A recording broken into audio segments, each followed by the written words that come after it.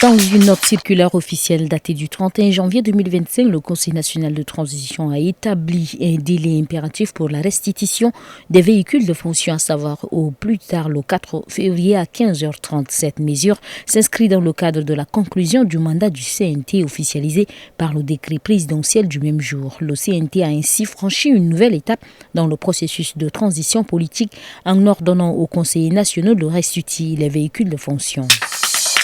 Quelques jours après l'attaque tragique perpétrée par des braconniers dans le parc national de Zakouma a entraîné la mort de 10 girafes ainsi que de 4 membres de la garde nationale et nomades du Tchad, les autorités tchadiennes ont réussi à interpeller 13 braconniers.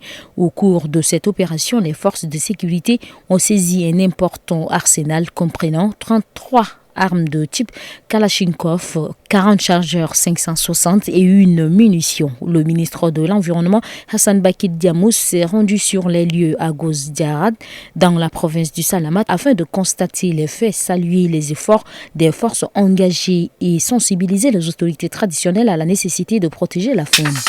Le Tchad a été représenté à l'Arab Health Exhibition 2025 par Nassir Idriss Adam, coordonnateur du programme national de la santé numérique. Ce congrès qui s'est tenu à Dubaï du 26 au 29 janvier 2025 a rassemblé les principaux acteurs mondiaux du secteur de la santé numérique. Au cours de cet événement majeur, le représentant tchadien a exposé les avancées réalisées par son pays en matière de digitalisation du secteur de la santé. Il a notamment souligné les initiatives mises en œuvre par les plus hautes autorités tchadiennes pour moderniser le système de santé et améliorer l'accès aux soins pour l'ensemble de la population. Deux présumés auteurs de l'assassinat de Madame Abguelaï Nodigoto Damaris, ancienne secrétaire générale du ministère de la formation professionnelle, ont été identifiés et appréhendés par la police nationale le 2 février. Au total, 5 personnes ont été arrêtées en lien avec cet assassinat. Parmi elles se trouvent 2 complices présumés et un receleur. Les forces de l'ordre réaffirment ainsi leur engagement envers la sécurité de tous et intensifient leur lutte contre la criminalité. L'ancien président Ali Bongo Ondimba a annoncé le début d'une nouvelle grève de la faim depuis sa résidence privée située dans le quartier UP de la Sablière au nord de la Libreville.